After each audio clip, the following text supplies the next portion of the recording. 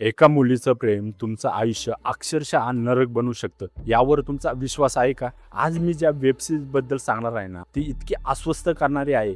ते पाहताना अनेकदा वाटतं की हे खरं घडतंय का? या वेब सिरीजचं नाव आहे बेबी रेंडियर. तर गोष्ट अशी आहे की डोनी नावाचा एक स्ट्रगलिंग कॉमेडियन जो एका कॅफेत बारटेंडर म्हणून काम करत असतो. त्या कॅफेत एक दिवस एक बाई येते, अगदी एकटी, दुःखी दिसणारी. डोनी चांगुलपणाने तिला एक छापरी देतो आणि इथूनच सुरू होतो एक असा प्रवास ज्यामुळे त्याचं आयुष्य पूर्णपणे बदलून जातं.